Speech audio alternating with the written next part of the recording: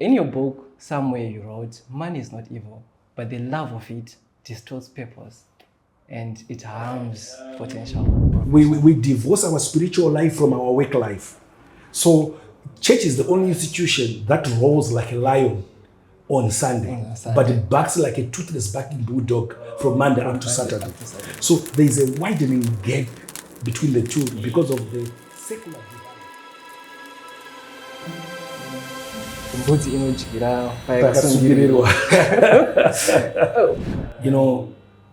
is a big distinction between a person who is self-employed and an entrepreneur.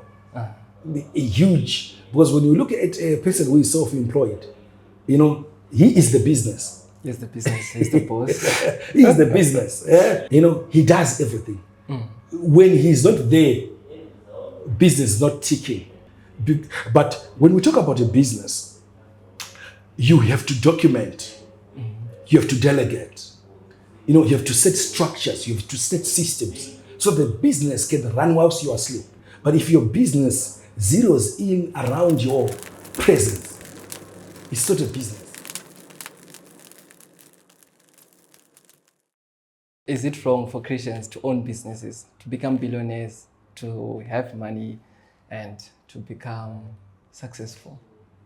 So the question here is looking at the place of money in faith and marketplace calling. So today we were with Mr. Windrose Chifarimba, who is the marketplace evangelist, the CEO of Chief Performs, and an author of the book, The Church with the Walls.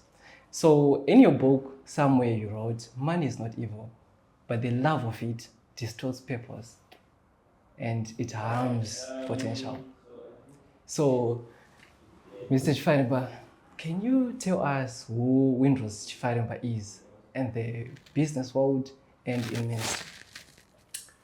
Oh, thank you so much, Marvelous, for inviting me to come to this wonderful podcast.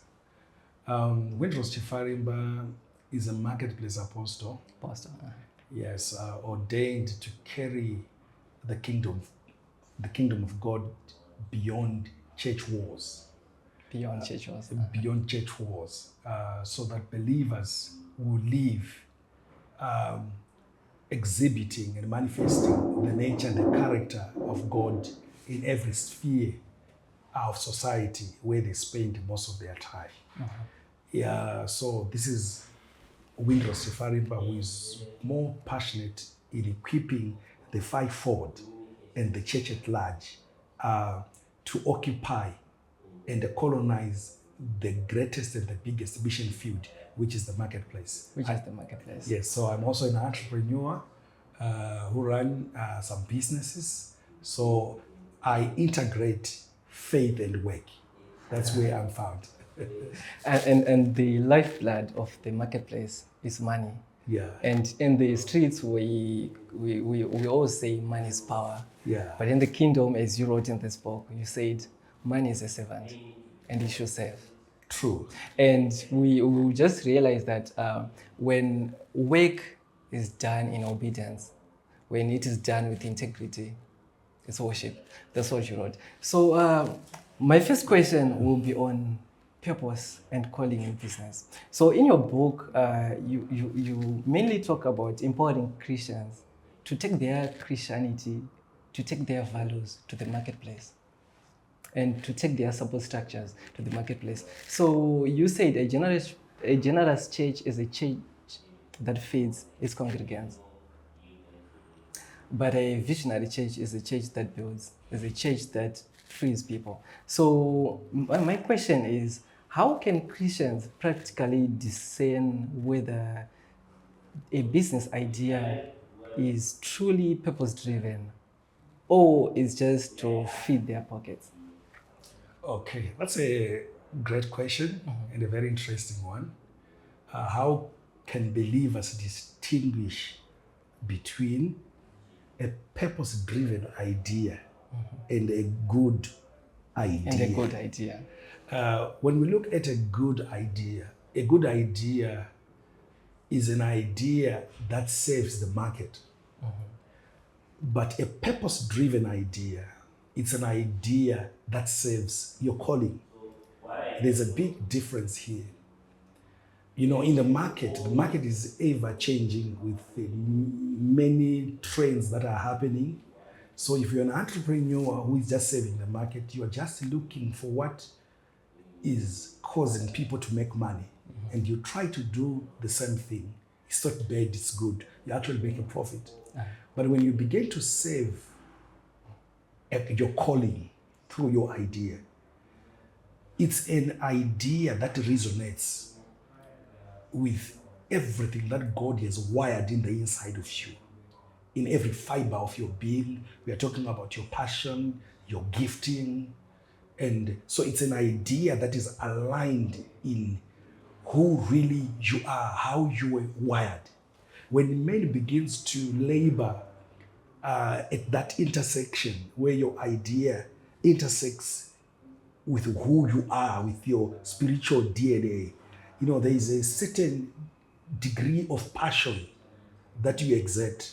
You are not easily shut down. You don't easily throw in the towel, because business is not a walk in the park. There are hurdles, there are challenges. But when an idea is a purpose-driven idea, it then intrigues your spirit. It's a burden. You know, if you don't do it, you don't feel okay. You feel troubled. You will be sad. You'll be sorrowful. The reason is that because you are not fulfilling your purpose. Rather than just a good idea excites the mind. But when we look at a purpose-driven idea, it's an idea that intrigues the spirit. It's a burden. And another bigger difference that we see between a good idea and a purpose-driven idea is that it's an idea whose fruit impacts beyond you. A good idea, it doesn't transcend beyond you. You know, it benefits your family members, your siblings. It brings comfort in your life. But when you talk about a purpose-driven idea, it's an idea that changes society, you know, that changes the way of life. For many people, it touches. And one thing about a good idea can just fizzle. It's seasonal. But when we talk about a purpose-driven idea, we are talking about an idea that outlives you. You are pushing for something that can really, really outlives you. So it's very, very imperative, if you are a believer, that you don't just pursue a good idea, but you pursue a purpose-driven idea. You pursue a purpose-driven idea. So it is very, very imperative in order for you to come to that level where you pursue a purpose-driven idea. Okay. Yes. So talking about this burden, is it what really inspired you to write The Church Beyond Walls? What was the burden like? Yeah. Church Without Walls, you know, came as a burden to me. It came as a burden to me after observing that there is a widening gap between the church and the marketplace, between faith and work, and between Monday and Sunday.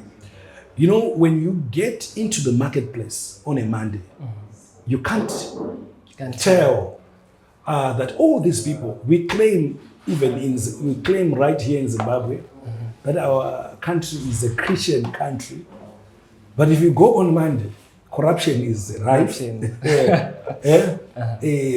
Business is not being run ethically. You know, we don't resemble our faith. You know, we divorce our faith from our profession. We divorce our spiritual life from our work life.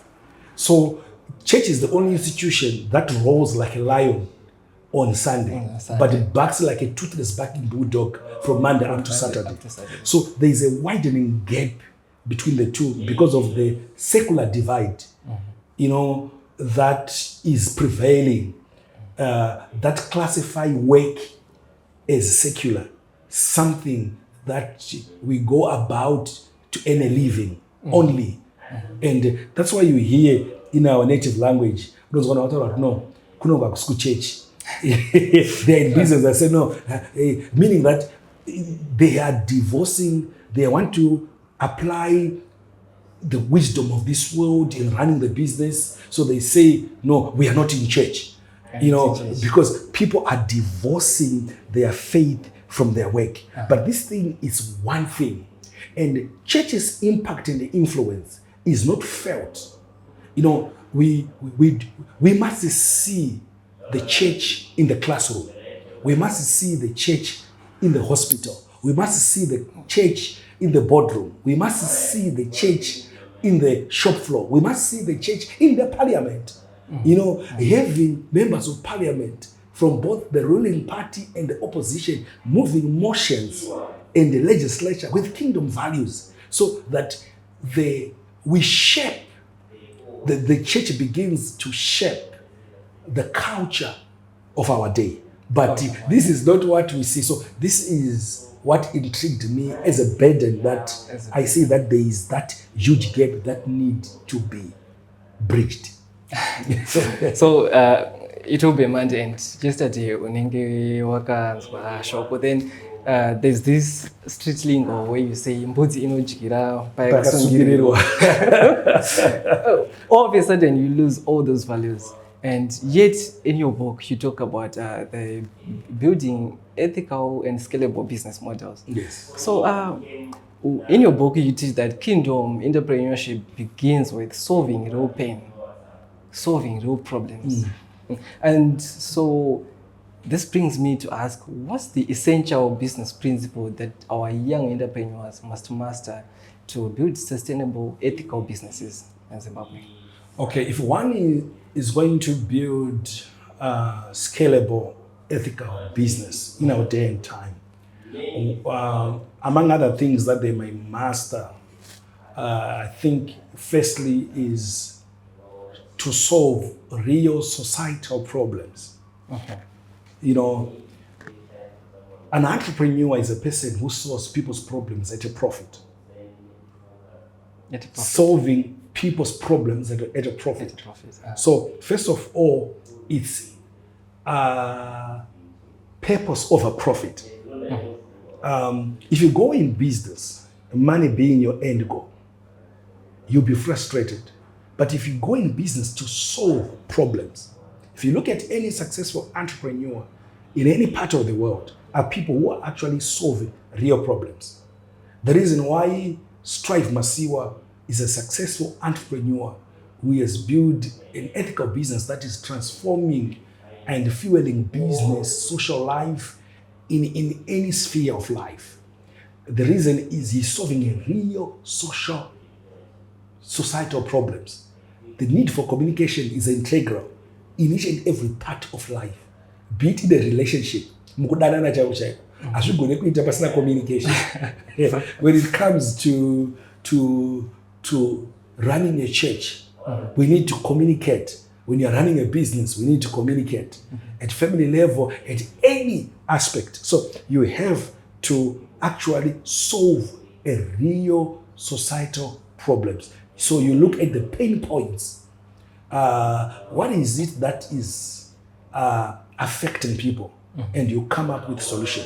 And another thing, to be able to build a scalable business, you have to systematize your business. You have to have systems that you put in place in your business. There's a big distinction between a person who is self-employed and an entrepreneur.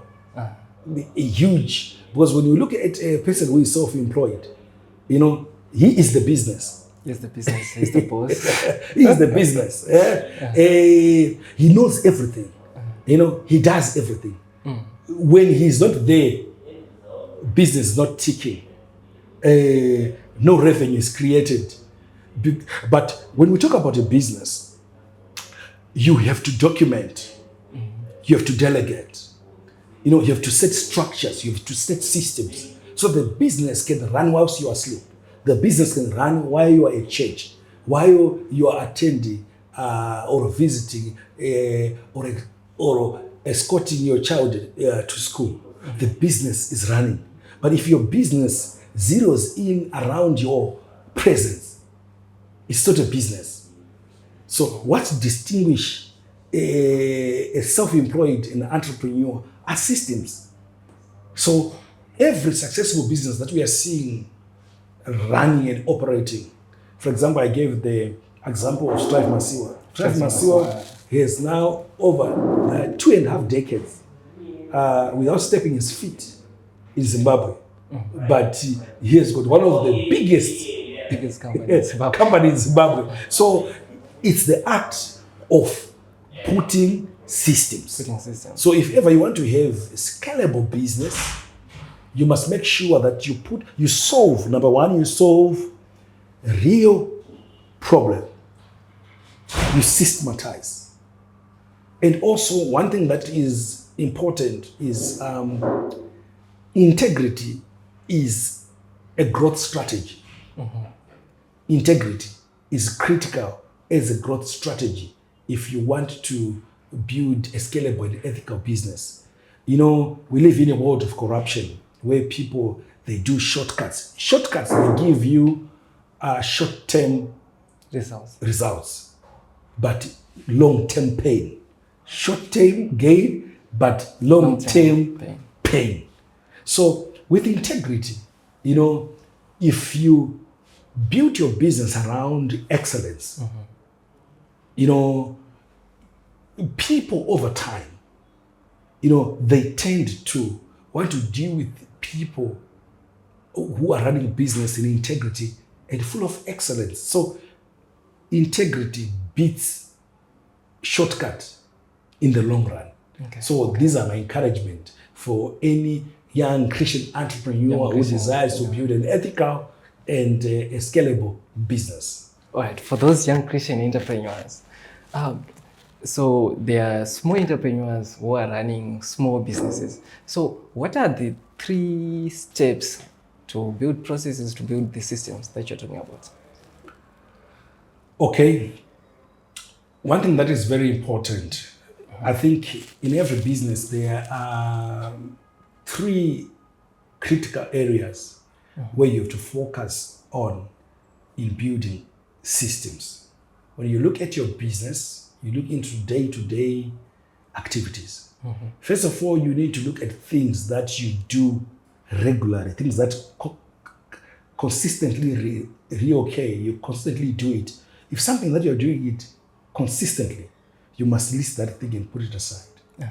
So you realize that in most of the business, advertising and the selling, every business, without sales, there's no business. There's no business. So every business, every day has to make sales. So you have to come up with a process of how you sell. And if you can sell, it's a hobby. Yes. So you have to come with then you also make sure every business has got a production aspect that it does. So you have to make sure that the entire process of what you do to produce that particular product or service that you are doing, you look at the sequencing of things, the procedures you take to the final, you document it. You document that. So you come up with a production system. You come up with a selling system. Then you come up with an administration. The third one is an administration system. Record keeping and all those kind of things, which are very, very important because every entrepreneur who is successful has to know their numbers. So if you're not good in administration, it becomes very difficult for you in order for you to succeed in business. Okay. So you're writing job descriptions, you're writing the processes, what it takes to do something. Okay. So in your book, when you're talking about money, stewardship, and wealth creation, you say God does not mind you having nice things. And I would say even the devil doesn't mind you having nice things. If I take you back to one of your arguments, when we were talking about this Christian mentality where you're only Christian on a Sunday, then the rest of the week you are doing secular things, as you would like to put it. So if you look at it this way, you'd come to see that even the devil's kingdom is also benefiting from Monday till Saturday. So the devil will not even mind you going to church on a Sunday, and he won't mind you having nice things. But what he will mind is money having you, as you wrote in your book. So you are highlighting that money should be a servant, not a master, and you warn against the spirit of mammon. So what's the financial literacy skills that Christians need, that Christian entrepreneurs need to prioritize in business?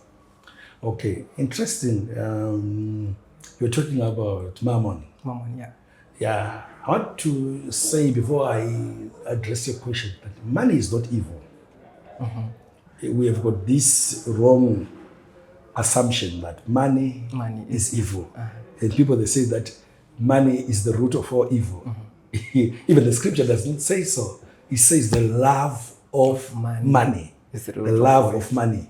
You know, the greatest rivalry to God is not the devil. The greatest rivalry to God in terms of worship, it's not the devil, it's mammon. When we talk about mammon, we are talking about the spirit that is behind greed, fear. Fear of losing the money. Fear of losing the money. yes. And self dependency. Mammon, what mammon does, mammon causes you to trust, depend, and rely on money as the source, not God. So mammon tries to replace God in your life so that you begin to trust and believe in money. That if I've got money, I am self-sufficient. If I've got money, my life is well. That's when mammon takes over. Yes. So many believers are serving mammon. They are not serving God. They are serving mammon. Now, from the question that you have asked me, saying that what a financial literacy skills that believers must have is also to guard themselves, even also against the spirit of mammon. When we talk about financial literacy anchors on 4 pillars. Financial literacy, it anchors on 4 pillars. Number 1 being knowing how money works. Knowing how money works. Number 2 is on knowing how to manage money. Number 3 is knowing how to create and multiply money. And number 4, it's about securing money. You are now protecting, having the wisdom on how to protect the money that you have made. So all of financial literacy or intelligence borders within these 4 pillars. Is anchored on these 4 pillars. Knowing how money works, knowing how to manage money, and knowing how to create and to multiply money, and knowing how to protect and to secure the money that you have made. So with financial literacy, it gives you a sense of security, surety, because you are now informed. That fear that mammon instills, to say, you always fear. You know, even people with money, they are not settled. because of mammon. You know, they are always scared to lose it. But with the financial literacy, you now have got the knowledge that the wisdom, godly wisdom and knowledge in how to manage money. So the fear is gone. Huh? You know, you don't work. Financial literacy helps you not to work for money, but for money to work for you. You know, there is a certain dimension that we have to come to whereby we don't save money, but money saves us. Money must become our servant, not us becoming servants of money. There's nothing wrong in you possessing money, but there's everything wrong in money possessing you. It's an error. It's not an error to have money, but it becomes an error when money possesses me. Yes, money has you. And you know, book you say mammon seduces with scarcity, yes, greediness, and hoarding. Exactly. So skills that are very important that people must have, you know, understanding things like cash flow, cash flow management. Most business they get broke not because they are not profitable, but because of cash flow. If you don't know how to manage cash, you can actually go out of business while you have got a profitable business. It's very possible, because it's one thing to be profitable. It's also another thing to be liquid. So financial literacy, when we talk about understanding money, we are talking about understanding interest, debts, liabilities, and assets. Difference between assets and liabilities, you know, so that you don't make some silly mistakes in life, you know, and all those other aspects about financial intelligence. You know that even if you are giving, you get more because God will give you. Yes, yeah. So it's very important to be able to master financial intelligence, because it helps you not to be under the vice of mammon. So do young Christian entrepreneurs need to go to school to learn financial literacy, or what are the steps they can take to actually achieve that? Okay, when we talk about the financial literacy and intelligence, it's not taught. It's not taught in our academic institutions where we go to school. It's not taught in our universities, financial literacy. That's why you can find a broke chartered accountant, a broke economist who doesn't know how to manage money. It's financial literacy. If it was that common and prevalent in our institutions of learning, we wouldn't have people who are broke like we are seeing today. But it's the kind of knowledge that is not in the public domain. You acquire such kind of knowledge, you know, by reading books on financial intelligence, reading books like written by Robert Kiyosaki. Rich Dad Poor Dad. Yeah, Rich Dad Poor Dad, and all those. I've read all his books and many other materials. You know that, because when you look at the in accounting, in our academics, we are taught that anything that has got value is an asset. It's an asset. But in financial intelligence, you know, an asset is anything that brings in money. Money into the pocket. Yes. So an accountant will tell you that he will take an inventory, the fridge, the TV, everything that you have, you know, that doesn't bring money. A car that you are using for personal use, not for business, they will tell you it's an asset. But in financial intelligence, it's a liability. Because it needs insurance, it needs service, and all those things. It's taking away money from you. So it's you get it by reading books and also attending business seminars where people are teach about these things, it's very, very important to be listening to podcasts and all other materials you can grab that can jumpstart you in financial intelligence. Okay. So in your book, you wrote, the higher you go in influence, the higher you climb up the ladder, the easier or the more the pressure you get to bow down to corruption, to politics, to all this corruption that's lingering in our world.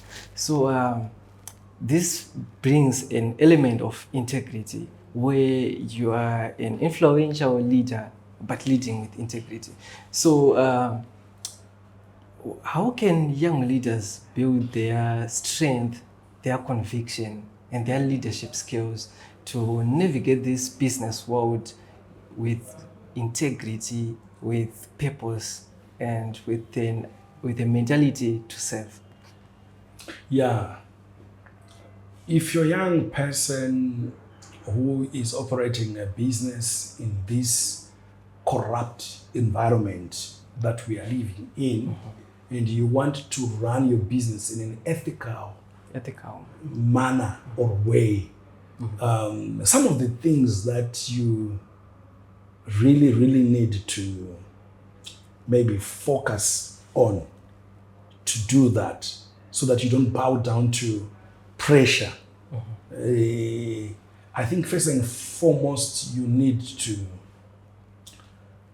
have and maintain daily spiritual rituals, the likes of reading the Word of God. David says, I've hidden your word in my heart so that I may not sin against you.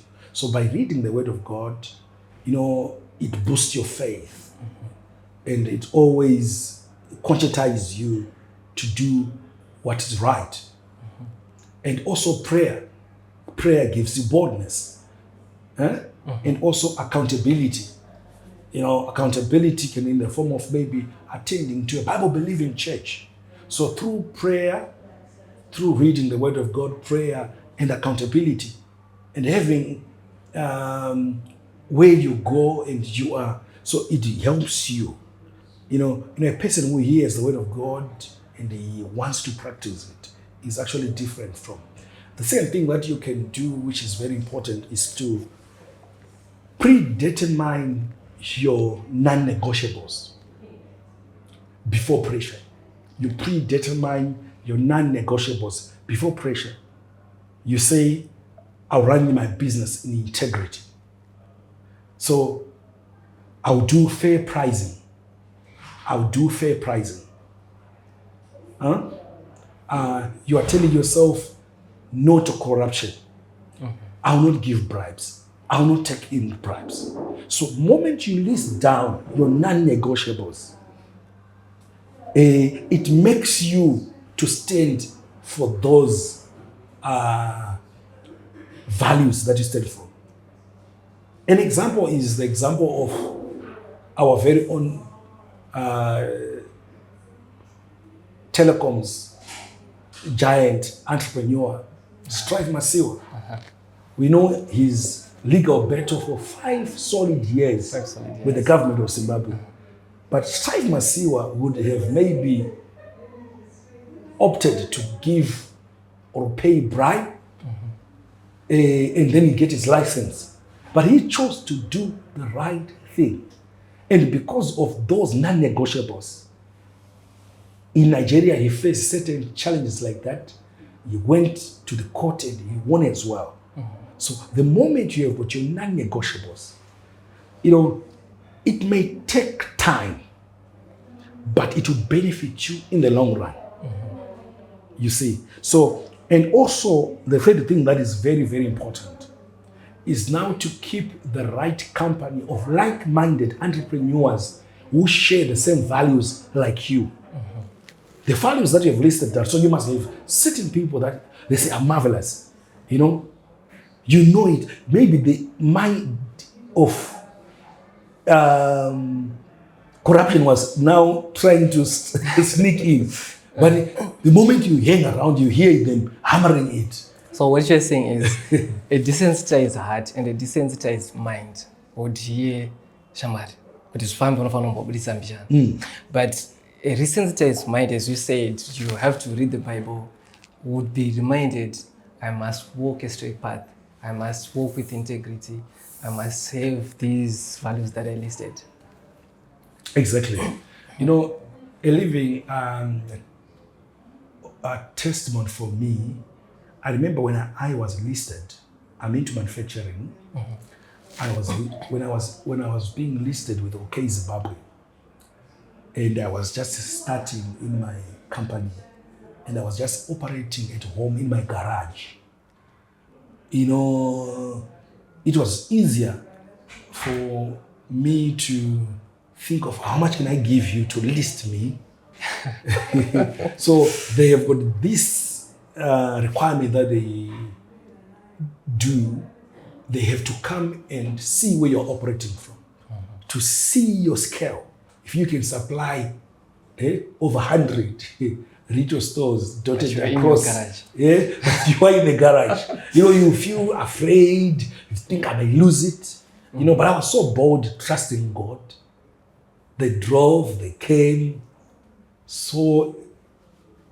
came into the garage with the 2 employees.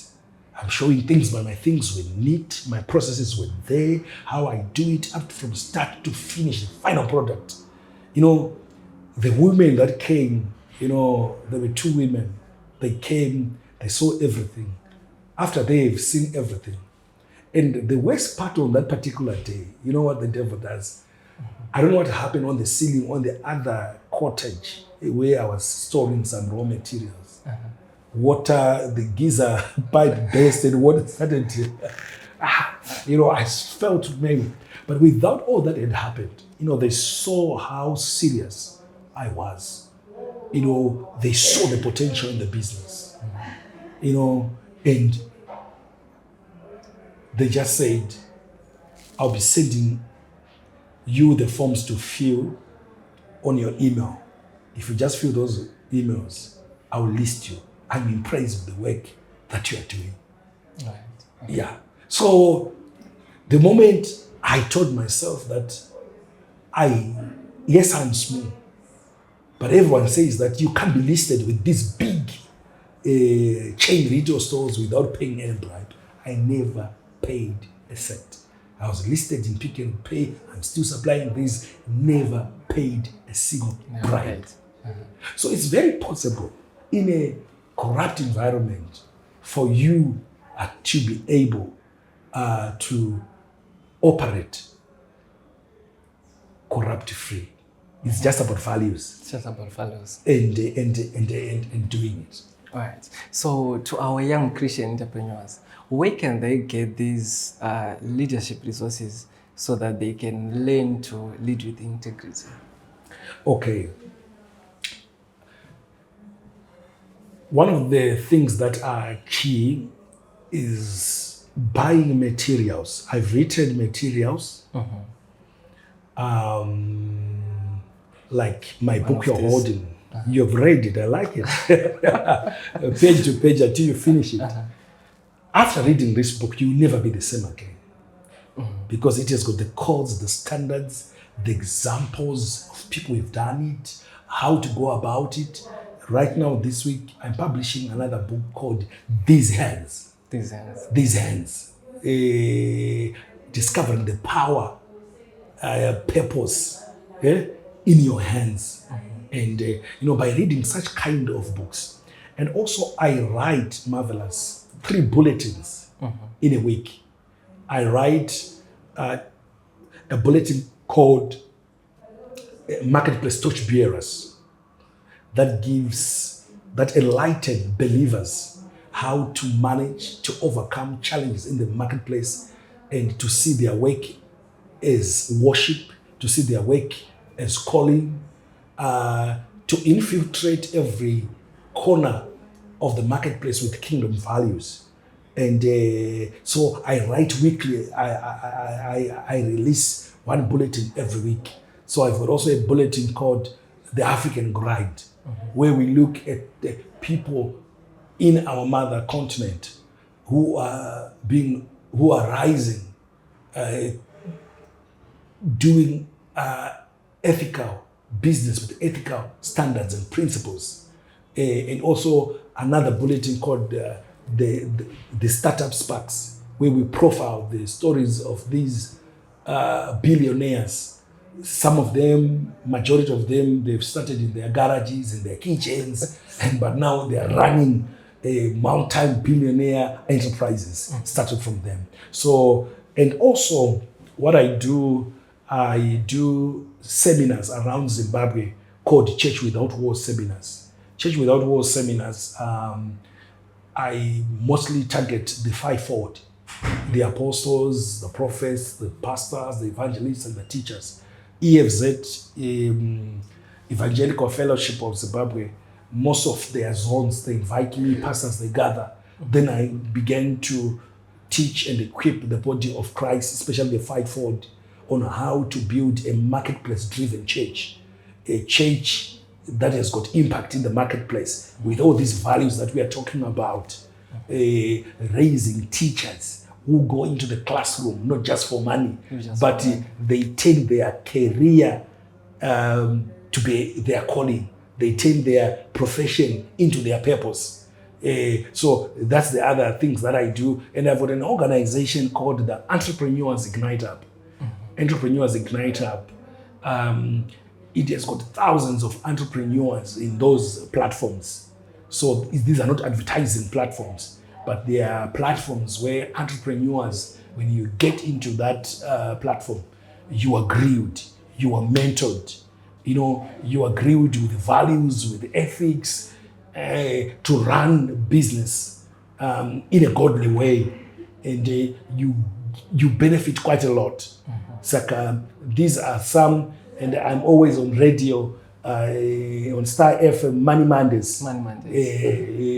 Teaching the nation on business, infusing godly principles in it. So these are the things that I've been doing that young entrepreneurs can try and be part and parcel to run with those values that we are talking about. Okay. If I had time, I would ask how I could penetrate the mass media and be a speaker on radio. But anyway, in your book, you give a practical example where if you become a pillar of finance of a church or of a congregation, essentially you are controlling the church, because immediately you become a deacon or you're promoted to the highest rank before the priest. So you say you cannot disciple nations if your church or if the church financially depends on the system is trying to impact or is trying to change. So here you are talking about impact, influence, and nation building. And the early church, as you said, didn't just preach. Fed. It didn't just preach, it fed. So what practical steps can young entrepreneurs take to build a business that creates jobs or that influences culture, that drives long-term kingdom impact? Yes, like you've highlighted, some of the key principles, we've shared them, but maybe I'll just reiterate that can cause them to shape culture and cause impact. If you're going to cause a real impact within the environment you're operating as an entrepreneur, first of all, you have to solve a real societal problem. A real societal problem. You have to solve a real societal problem. When you solve a real societal problem, what happens is that there will be growth. Yeah? And when there's growth, you employ people. You change lives. So the challenge we are having today is that everyone is going out there because of the high level of unemployment. So people are starting businesses to survive. So most of the people that we are calling entrepreneurs, marvelous, are not entrepreneurs. They're just hustlers. Hustlers and survivors. Yeah, hustlers and survivors. You know, they are driven by hunger. So they want to pay bills, they want to pay school fees, they want to pay their rentals, they want to buy food. So they are driven by hunger. But what if that hunger is It's for purpose. fulfilled? The passion will fizzle out. You know, that's why you realize that we have got entrepreneurs who remain tax shop owners, saloon owners. They never grow to become anything because it's just on what? On survival. On feeding the family. Yes. And when it's just survival, there's no excellence. Because it's just on survival. But so some of the principles, it's purpose over profit. Purpose over profit. Purpose over profit. So it's very, very important, you know, to put purpose, going in business to change the world, to make the world a better place. When you cause impact will cause you to make profit, rather than just rushing into the business, profit being the end game. You'll be disappointed. Okay. Fed. So, what practical steps can young entrepreneurs take to build a business that creates jobs or that influences culture that drives long-term kingdom impact? Yes, like you've highlighted, some of the key principles, we've shared them, but maybe I'll just reiterate that can cause them to shape culture and cause impact. If you're going to cause a real impact within the environment you're operating as an entrepreneur, first of all, you have to solve a real societal problem. A real societal problem. You have to solve a real societal problem. You know, when you solve a real societal problem, what happens is that there will be growth. Yeah? And when there's growth, you employ people. You change lives. So the challenge we are having today is that everyone is going out there because of the high level of unemployment. So people are starting businesses to survive. So most of the people that we are calling entrepreneurs, marvelous, are not entrepreneurs. They're just hustlers. Hustlers and survivors. Yeah, hustlers and survivors. You know, they are driven by hunger. So they want to pay bills, they want to pay school fees, they want to pay their rentals, they want to buy food. So they are driven by hunger. But what if that hunger is for purpose? Is fulfilled? The passion will fizzle out. You know, that's why you realize that we have got entrepreneurs who remain tax shop owners, saloon owners. They never grow to become anything because it's just on what? On survival. On feeding the family. Yes. And when it's just survival, there's no excellence. Because it's just on survival. But so some of the principles, it's purpose over profit. Purpose over profit. Purpose over profit. So it's very, very important, you know, to put purpose, going in business to change the world, to make the world a better place. When you cause impact will cause you to make profit, rather than just rushing into the business, profit being the end game. You'll be disappointed. Okay. So essentially what you're saying is, in a world where money is the sole currency, we should rewire our minds to see purpose as a currency, so that our business ventures are driven by purpose. But in this modern day society where we see Zimbabweans, the normal Zimbabwean is struggling, how can a normal Zimbabwean stop thinking about because you said when you want to start a business, you have to think of a problem that you want to solve, a real problem that we want to solve. But in Zimbabwe, we have a product problem and we have a pocket problem, a money problem and a product problem.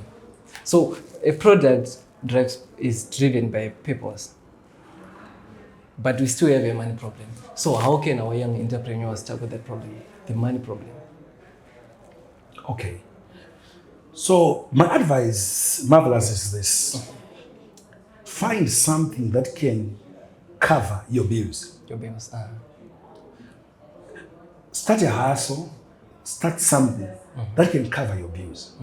And then you put effort to concentrate on the bigger thing. On the bigger thing. So you can have a day job, but you are thinking on something bigger that you are. So maybe you get caught up in you want money, plus, but you are saying that you must solve a real problem. So how then do you go about it? So find something. If you are a young man, you can start a car washing business. It doesn't require a lot of capital. If you're a young lady, you master a particular skill, maybe it's plating of your hair, you're making money with it, but you've got this bigger vision that you have. So essentially what you're saying is you have a destination that you want to reach. Yes. And for you to reach a destination, you have to know it. So the destination is your vision. But for you to walk towards that destination, you're hustling, you're surviving, there's a bit of resilience in there. Exactly. That's what I'm saying. Okay. So now this brings us to selling. We said earlier that when you're running a business and you're not making any sales, then it's a hobby. So in your book, you teach that holiness and honesty are a marketplace weapon that's powerful, that you can wear, that's an armor. So how can our young entrepreneurs sell their products and services confidently without feeling like they are manipulating the clients or they are compromising their Christian values? Okay. When it comes to selling, Marvelous,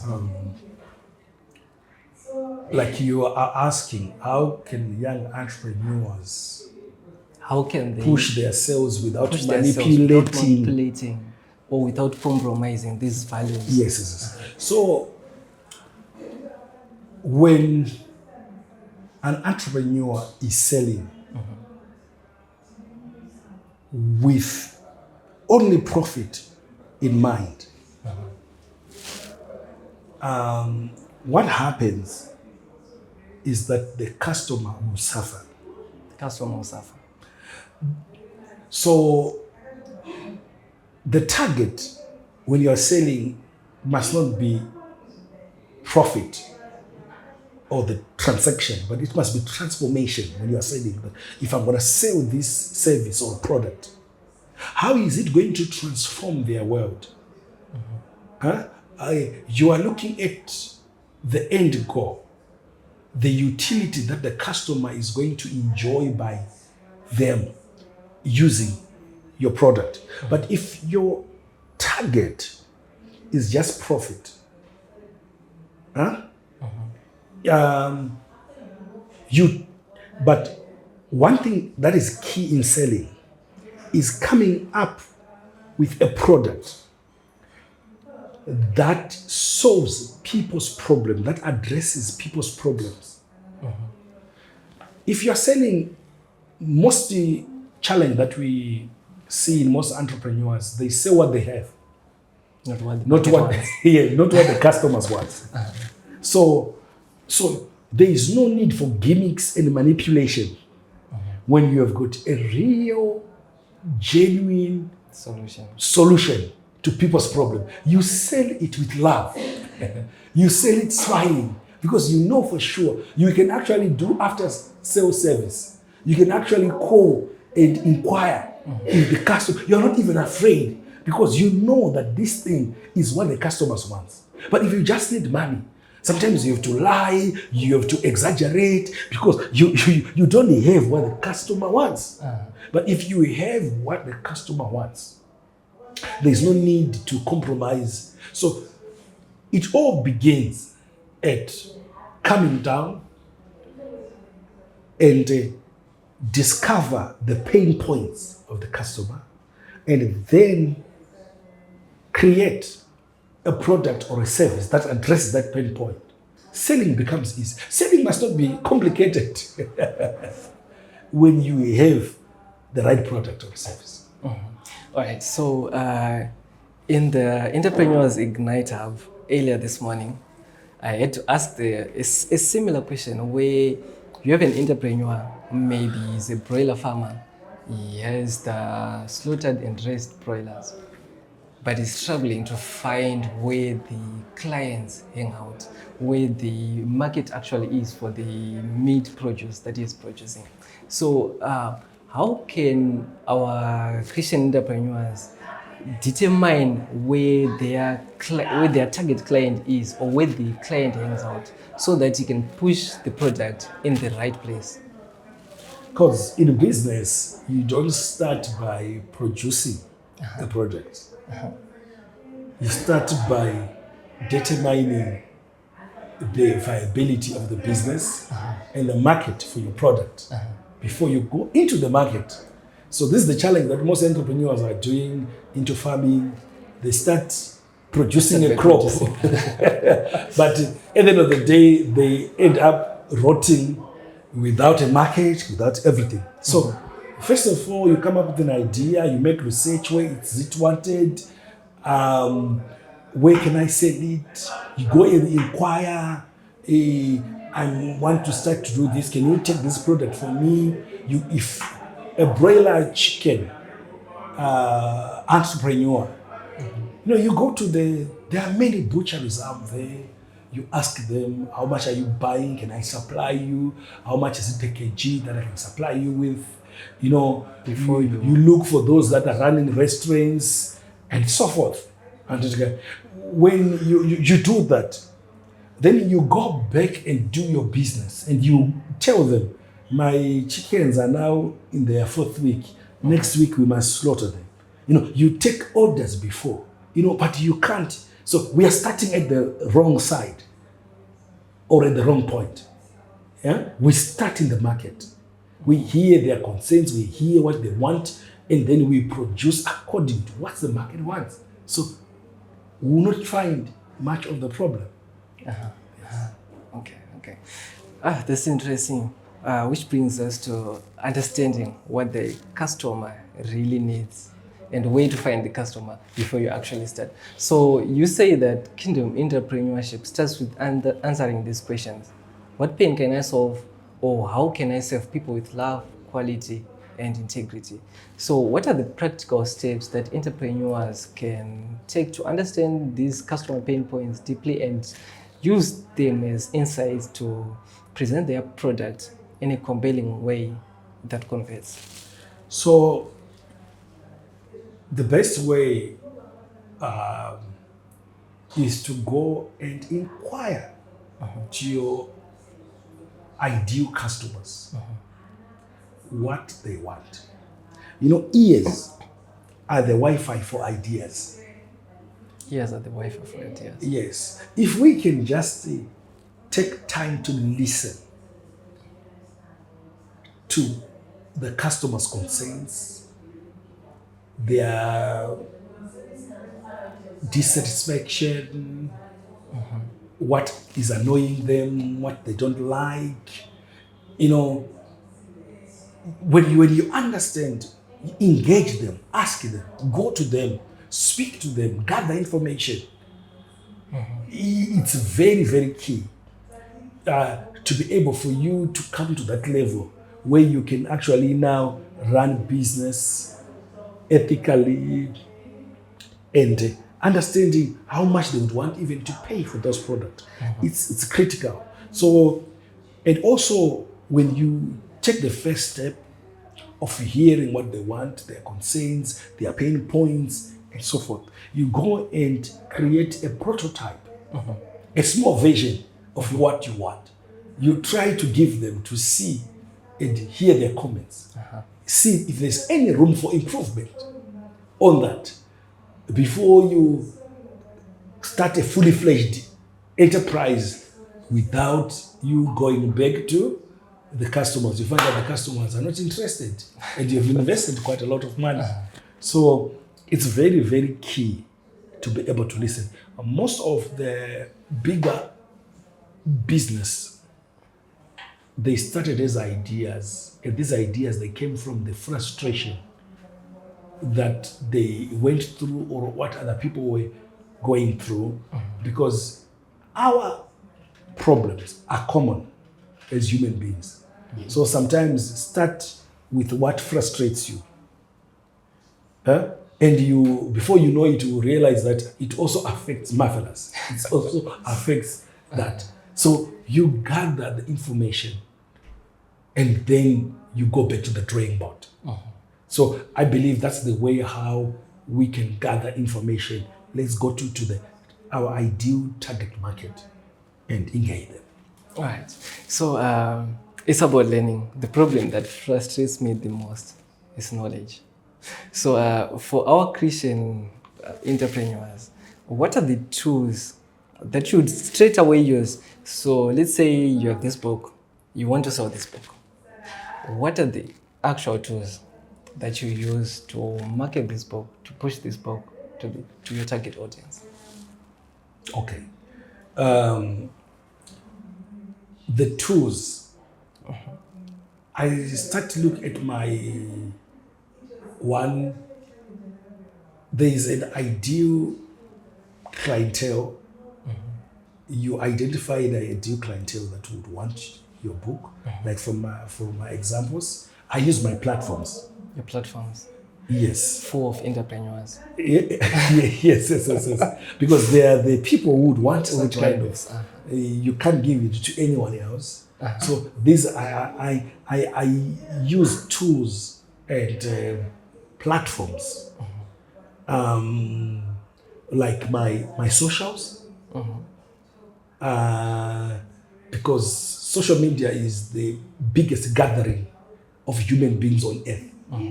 That's the only platform that gathers people at one go like no other. So I do that. I use my platforms when I go on radio. I push my products when I do my master classes. I push them when I do my master classes, and I have a list of people that I think would want it. So you must have a list down when you're starting a business or a product. Have a list of people that you think would want, and you target those people. Either you are calling them, you are telling them about them, you are setting appointments. There are so many ways where you can actually push and sell your products.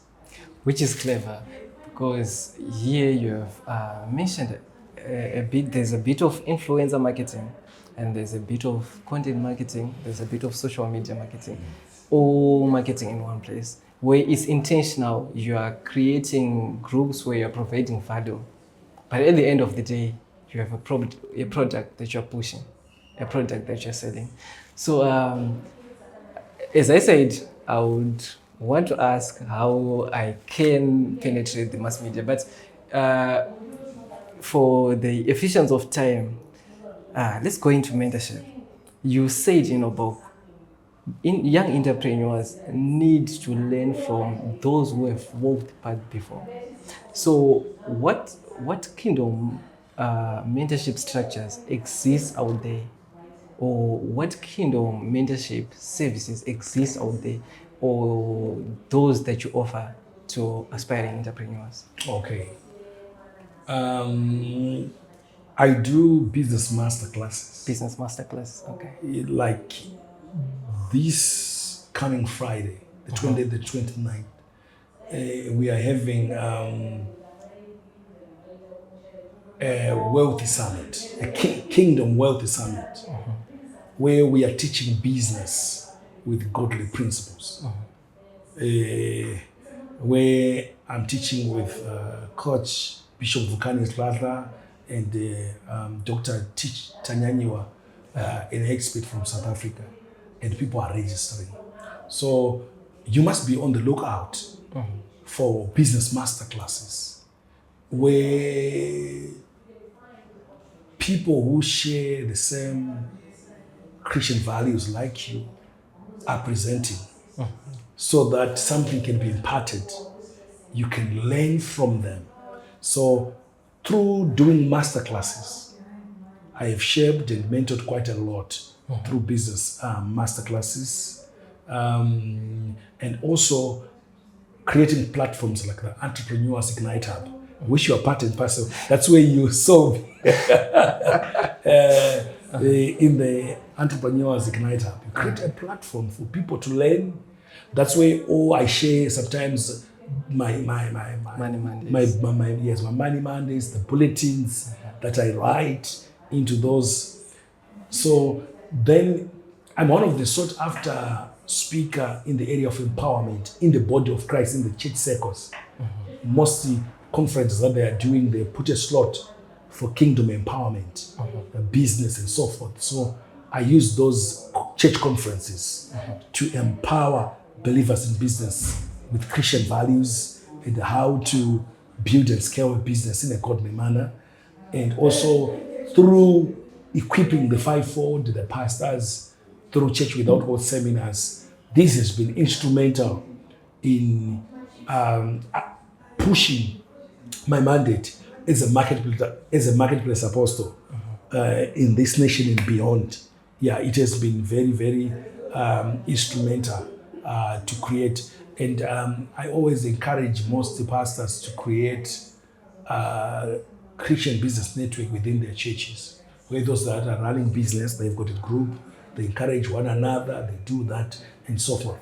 So these are the tools and the platforms that I have used, including radio and so forth. Yeah.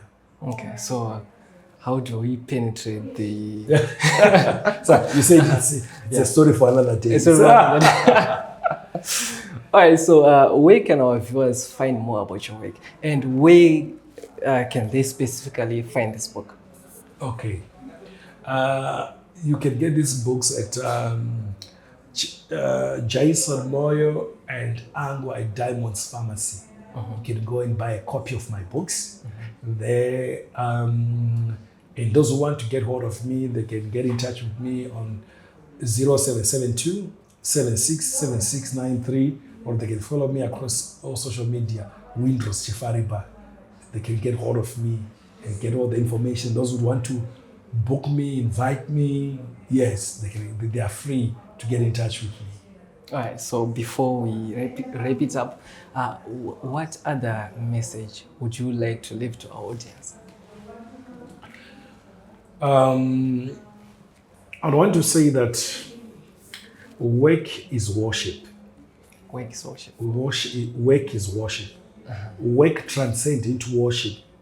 The moment you serve people with excellence, diligence, and godliness, that people begins to see the nature and the character of your God through your work. Through your work. Work transcends into worship the moment you serve people with excellence, and diligence, and godliness, that people begins to see the nature of your God through your work. So we mustn't take business and our jobs simply as tools for us to earn a living, but these are altars of influence and transformation, where we can actually reach out and change people's lives. When you save a person in any work, in any business that you do, it must be an offering that you are giving to God. Don't do it as unto men, but do it as unto God. So when the Bible says people like Job, like Abraham, were righteous in all their ways, what you are saying is we should stop being righteous only on Monday and start being righteous in all our ways. Yes. Thank you so much. All right, so this has been the Church Without Walls, or simply as I like to put it, the Church Beyond Walls with Windrose Chifarimba. So you've been watching the Skylions Studios Business Podcast in partnership with Shingi Media. Until next time, see you soon.